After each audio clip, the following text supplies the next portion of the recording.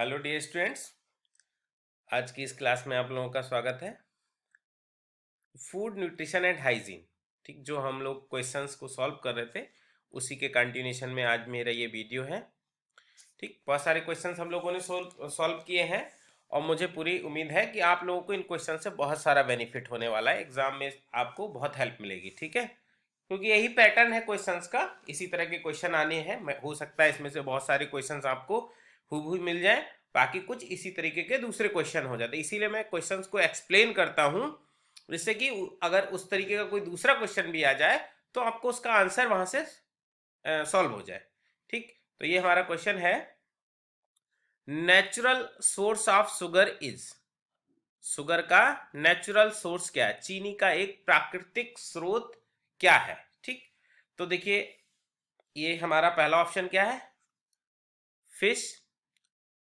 पहला है Honey, fish, butter, soybean. तो अगर आप लोगों को ध्यान हो तो मैंने आप लोगों को पहले बताया है कि जो सोयाबीन है हमारा, सोयाबीन किसका सोर्स होता है, प्रोटीन का सोर्स होता है। सारे लोगों को पता है बेटा कि soybean is a source of protein. Soybean के खाने से हमको क्या मिलता है, प्रोटीन मिलता है। प्रोटीन किसके लिए होता है, मसल्स बनाने के लिए। तो इसीलिए प्रोटीन डाइट जो ऐसे लोगों को रिकमेंड किया जाता है, ऐसे लोगों को कहा जाता है प्रोटीन डाइट लो जो कि जिम करते हैं, जिनको बॉडी बिल्डिंग करना हो। ठीक है, नेक्स्ट हमारा बटर। ठीक, बटर हो गया, तो बटर में क्या है, फैट है। तो नेचुरल सोर्स ऑफ शुगर, तो शुगर का नेचुरल सोर्स ये भी नहीं हो सकता बटर हमारा। ठीक, यानी ये ऑप्शन भी नहीं होगा, ये ऑप्शन भी नहीं होगा। थर्ड ऑप्शन है फिश। ठीक, फिश में भी बेटा, फिश में भी हमारा शुगर का सोर्स नहीं है, नेचुरल सोर्स। फिश में भी हमारा प्रोटीन रहता है, ठीक, और फैट रहता है कुछ। ठीक, तो हमारा नेचुरल सोर्स ऑफ शुगर यहां पर कौन सा ऑप्शन ठीक है, हमारा ए ऑप्शन ठीक है बच्चा। कौन सा, first option, A option is a correct. Honey is a natural source of sugar.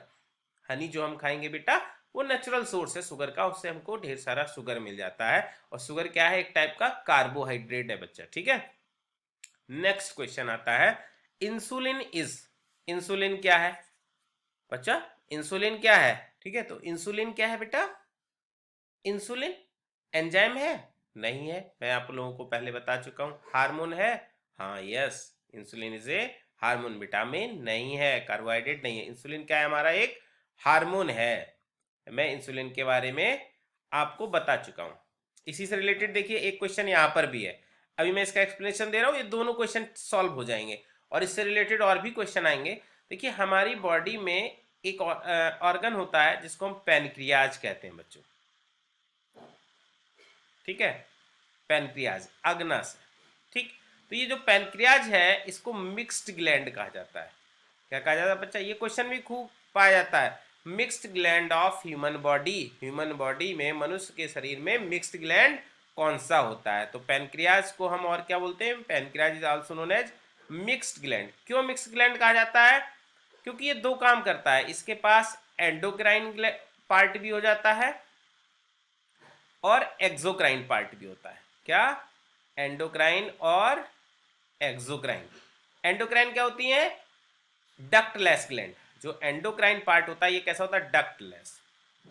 ये जो एंडोक्राइन ग्लैंड्स होती हैं ये डक्टलेस ग्लैंड होती है, इनके पास डक्ट नहीं होती है। ये अपना सिक्रीशन ब्लड में डाल देती हैं और ब्लड के थ्रू वो मूव करते हुए अपने टारगेट ऑर्गन तक पहुंच जाता है जहां पर उसको काम करना। एक्सोक्राइन ये डक्टेड ग्लैंड होती है या डक्ट ग्लैंड कहते हैं। ठीक, तो देखिए आप अगर इस तरह से स्ट्रक्चर बनाते हैं हम ना डाइजेस्टिव सिस्टम का, तो ये हमारा स्टोमक हो गया। ठीक, ये इस तरह से फिर ये इंटेस्टाइन होती है। ठीक, तो ये इंटेस्टाइन यहीं पर, इंटेस्टाइन यहीं पर इस तरह से ये हमारा लीवर प्रेजेंट होता है। ये लीफ लाइक एक स्ट्रक्चर होता है, सॉरी पैनक्रियाज, ये लीफ लाइक स्ट्रक्चर होता है। और ये यहीं से एक डक्ट आकर ओपन होती है स्मॉल इंटेस्टाइन में। ये क्या हो गया, हमारा पैनक्रियाज हो गया। ठीक है, तो ये कई सारे एंजाइम्स भी सिक्रीट करता है। जो एक्सोक्राइन पार्ट है, ये जो डक्ट ग्लैंड है, इसकी हेल्प से ये एंजाइम्स को सिक्रीट करता है। क्या, एंजाइम सिक्रीट करता है, जिसमें हमारे जैसे पैनक्रिएटिक लाइपेज है, पैनक्रिएटिक अमाइलेज है, ठीक है, जो फैट डाइजेस्टिव और कार्बोहाइड्रेट डाइजेस्टिव एंजाइम है। तो ये किसका फंक्शन है, पैनक्रियाज के एक्सोक्राइन पार्ट का। ठीक, अब एंडोक्राइन पार्ट, इसीलिए इसको मिक्स ग्लैंड का, क्योंकि ये एंडोक्राइन की तरह भी काम कर रहा है और एक्सोक्राइन। अब हम एंडोक्राइन पार्ट की बात कर ले रहे हैं, जिसको हम डक्ट ग्लैस ग्लैंड करते हैं। एंडोक्राइन ग्लैंड्स जो होती हैं उनके सिक्रीशन को बेटा हार्मोन कहते हैं। क्या कहते हैं? हार्मोन। ठीक, तो जो इसका जो एंडोक्राइन पार्ट है, पैनक्रियाज का जो एंडोक्राइन पार्ट है, उसको हम लोग कहते हैं आइसलैंड्स ऑफ लैंगरहैंस। ये लिखा है जो आइसलैंड्स ऑफ द लैंगरहैंस, ये क्या है? हमारा endocrine part of pancreas. Pancreas का ये क्या है बेटा? एंडोक्राइन पार्ट है। ठीक, आइसलेट्स ऑफ लैंगरहैंस। इस आइसलेट्स ऑफ लैंगरहैंस में 4 तरीके की सेल्स पाई जाती है। कितनी? 4 तरीके की कोशिकाएं हैं इस आइसलेट्स ऑफ लैंगरहैंस के पास। इस पार्ट के पास कौन कौन सी? अल्फा सेल्स बेटा, बीटा सेल्स, डेल्टा सेल्स, ठीक, और पी सेल्स। तो आइसलैंड्स ऑफ लैंगरहैंस जो कि पैनक्रियास का एंडोक्राइन पार्ट है, इसके पास बेटा ये 4 तरीके की सेल्स हैं। कौन कौन सा? Alpha cells, beta cells, delta cells and P cells. ये जो अल्फा सेल्स होती हैं ये एक हार्मोन सिक्रीट करती हैं जिसको हम कहते हैं ग्लूकेगॉन। क्या सिक्रीट करती हैं? एक हार्मोन जिसको हम क्या कहते हैं? ग्लूकागॉन। बीटा सेल्स एक हार्मोन सिक्रीट करती है जिसको हम क्या कहते हैं? इंसुलिन कहते हैं। ठीक, डेल्टा सेल्स एक हार्मोन सिक्रीट करती हैं जिसको हम सोमैटोस्टैटिन कहते हैं। क्या कहते हैं? सोमैटोस्टैटिन कहते हैं। पी सेल्स एक हार्मोन सिक्रीट करती है जिसको पैनक्रिएटिक पॉलीपेप्टाइड कहते हैं। क्या कहते हैं? पैनक्रिएटिक पॉलीपेप्टाइड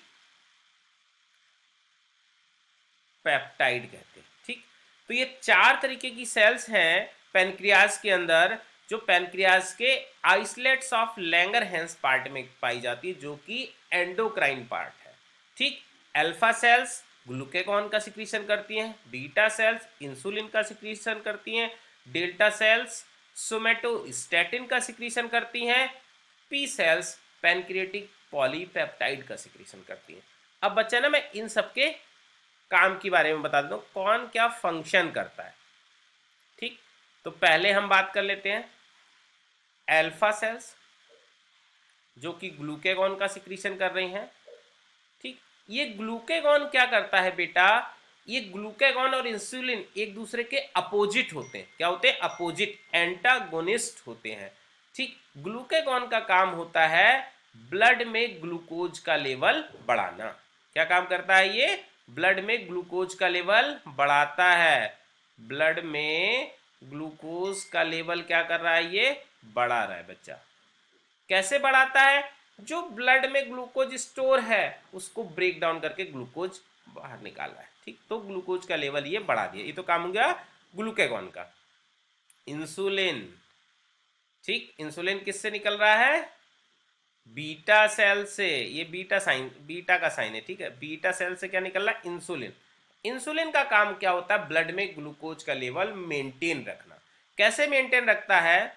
जो डाइजेशन हुआ, डाइजेशन के बाद एब्जॉर्ब होके ग्लूकोज पहुंचा कहां पर? ब्लड में। ये ब्लड में ग्लूकोज मॉलिक्यूल इस तरह से फ्लो करते रहते हैं। ये क्या है? हमारा ग्लूकोज है।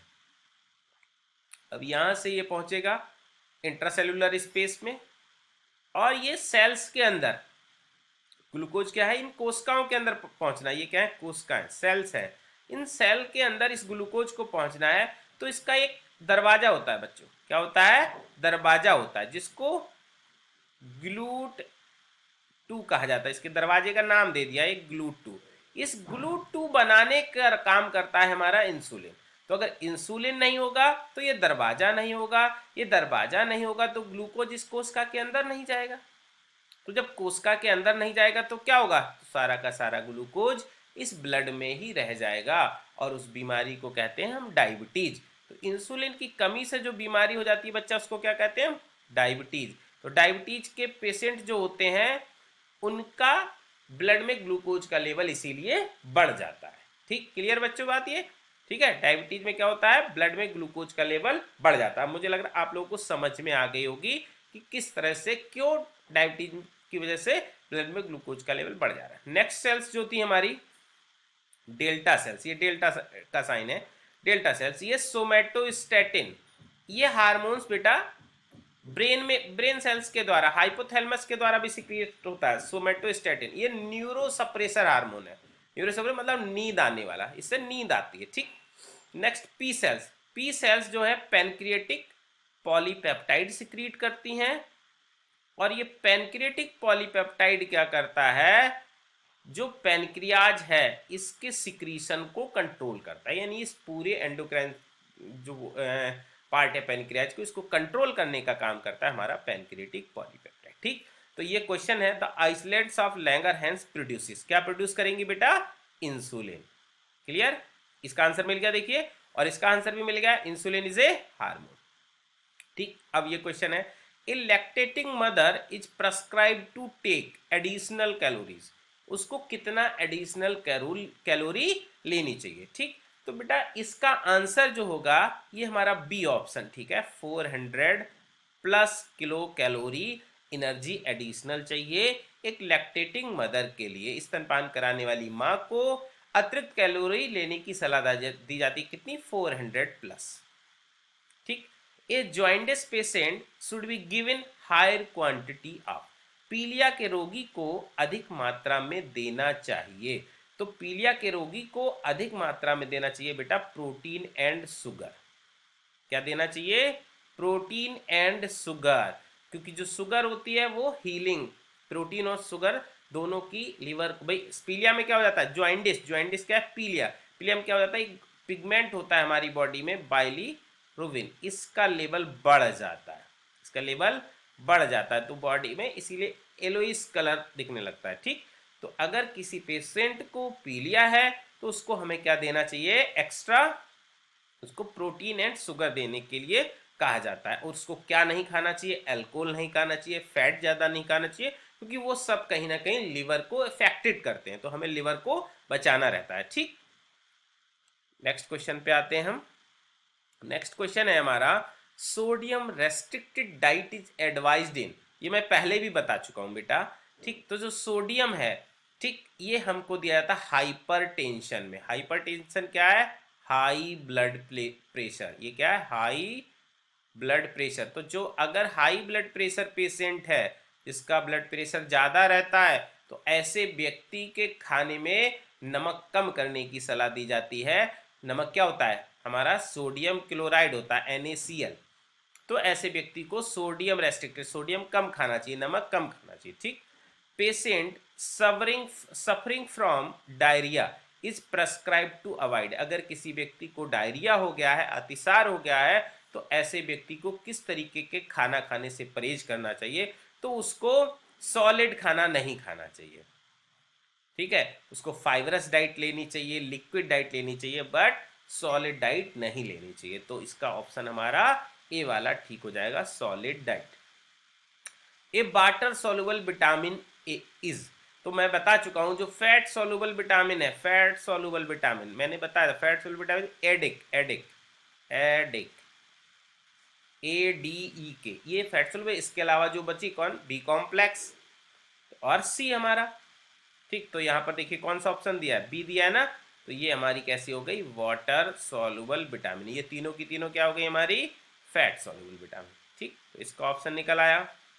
नेक्स्ट है, the soaking of pulses reduces the content of, जो दालों को हम भिगो देते हैं तो उससे किसकी मात्रा कम हो जाती है, दालों को भिगोने से बेटा उसमें एक तो आयन कम हो जाते हैं, जो हमारे में आयन होते हैं, मेटल्स होते हैं, मेटालिक आयन्स होते हैं, उन कम हो जाते हैं, सोडियम को छोड़कर बाकी सारे आयन की कमी हो जाती है। इसके अलावा हमारा विटामिन बी वन की कमी हो जाती है, और विटामिन B1 का नाम क्या होता है, ये सब मैं बता चुका हूं, विटामिन B1 का नाम क्या है, थाइमीन, ठीक है। तो अगर हम दालों को भिगो के रखते तो उससे में जो कमी आती है, किसकी, विटामिन B1 या थाइमीन की कमी हो जाती है, ठीक। तो यहाँ पर हमारा सी ऑप्शन करेक्ट होगा, ठीक है।